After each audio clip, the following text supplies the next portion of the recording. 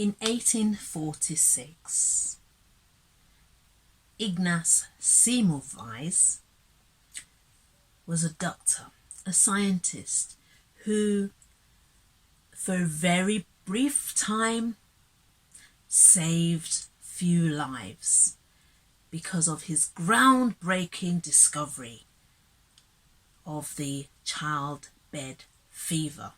What is childbed fever? Childbed fever at the time was what women were getting and dying from when they were giving birth to children, when they were giving birth. And they were dying like flies.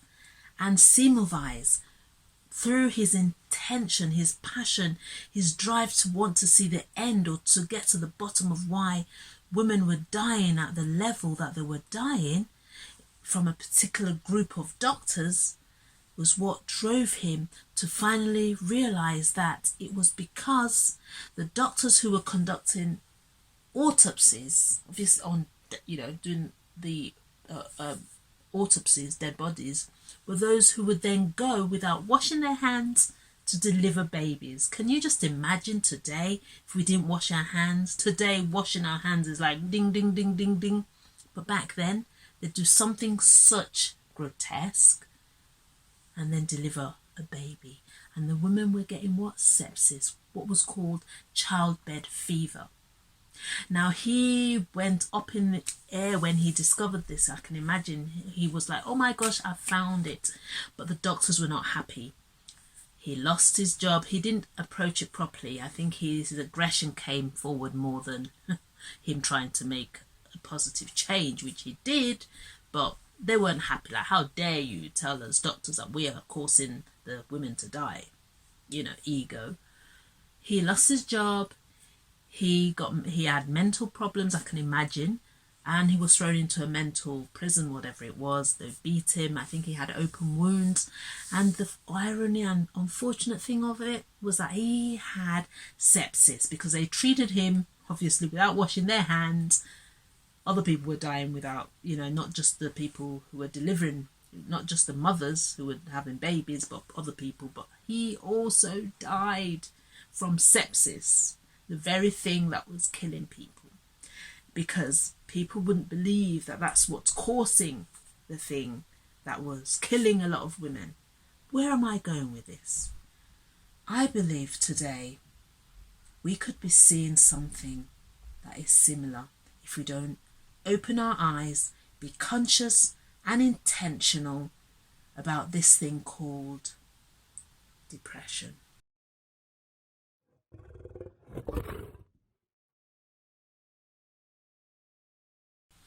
Hi, I'm Toyin Okanuga. I am the author of Hush to Roar. Hush to Roar is my memoir. It's my story of love, childhood trauma, but most importantly, my recovery. In a lot of videos I've recorded before, you'll see that mental well-being, childhood trauma, and everything is at the core of my being. Why? Because growing up as a child, I went through a lot, just like a lot of you out there. The thing is, with this, I believe it's my mission, it's my purpose to now bring forth what I went through and to bring the awareness of things that we need to know today to help our children and not reinvent the wheel of depression that is going on the rise so rapidly. So what is the correlation? The correlation between what I spoke about, the childbed fever that Ignaz Semmelweis discovered that it was hand washing, became something of second nature today. So today I want that thing that I am shouting and a lot of psychologists are saying is the passing on of depression to depression to depression from generation to generation is real, and that is epigenetics. Epigenetics is the environmental aspect of what we go through. The epi is the thing on top of genetics. So genetics, our genes do not change. But then when we go through different environmental things, like the factors, is what is the cap on top of the genes. So like a mother, so for me, for instance, and my parents and others and all of you out there, if our parents have gone through something, they could inadvertently pass it on to us because of the genes, the epi, that would then pass from generation to generation. And I am a living witness in terms of what my parents might have gone through. I don't know specifically, but as a result of what happened to me, I know it was some unresolved childhood trauma that they went through, that something that all the people around might have passed to their children and to me and to this and to that, and it's just gone on, and it's now becoming traumatic generational curse. So I am holding tight to the notion that if we don't heal ourselves as parents, we could inadvertently pass on this to our children. And that is where I'm going. I have some stats. I have my notes here because this, I want to ring the bells to say, guys, we need to heal from our trauma. We need to dig deep and see that what our behaviors are, we could pass them on to our own children. So this is where I will go with this. I'm just going to read something. Children with at least one depressed parent have a 50% chance of developing depression themselves. Epigenetics. It is the passing on of inheritance to our children, our offsprings. That's what this is. And depression, that people are saying, oh, an illness, we need to sort of like get them antidepressants, Prozac, Thorazine and everything. It's on the rise. If the pills and medicines were working, why is depression on the rise?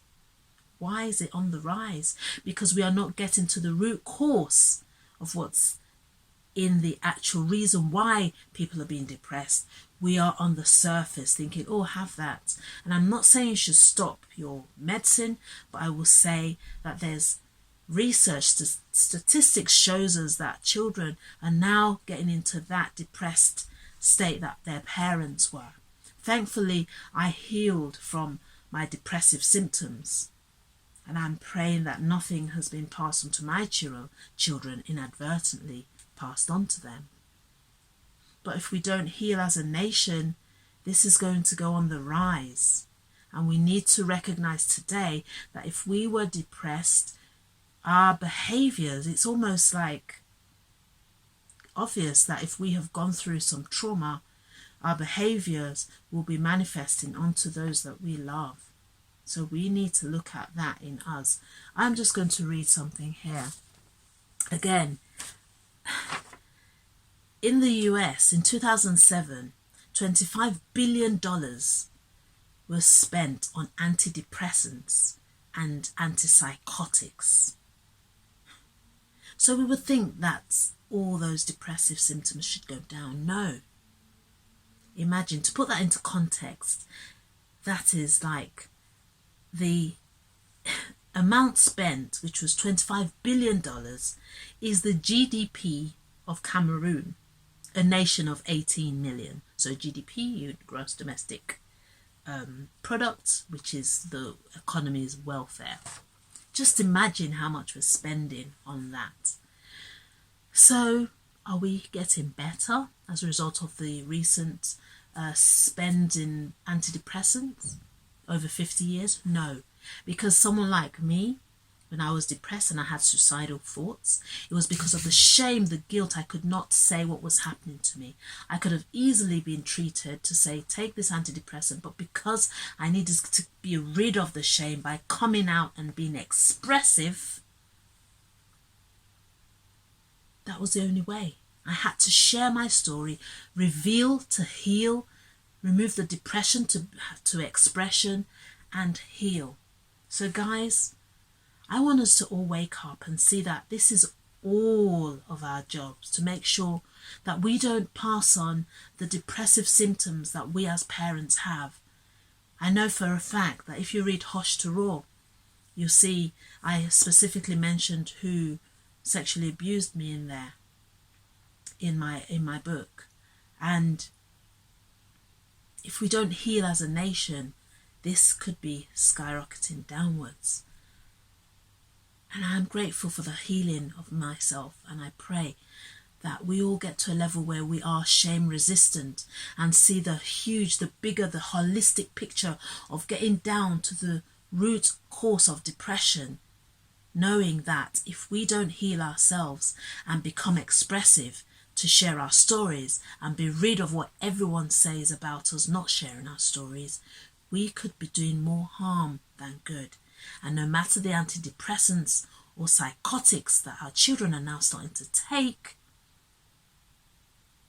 if we don't heal and get out from the society, the things that are happening, or to heal from the things in terms of getting to talk, let our children speak to us about things, we will go nowhere.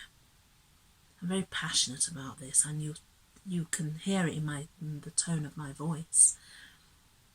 I'm now being intentional with my children, talking to them more, with a hope that I'm doing my little bit to heal and to heal my children and others.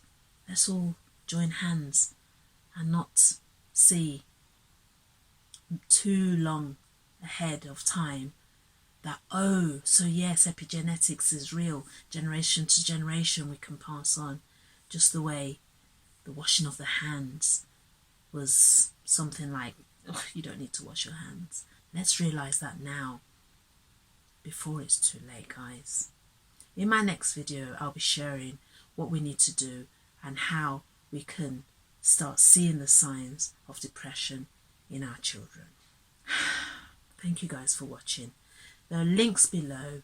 If any of this has affected you, please just check the links and read more.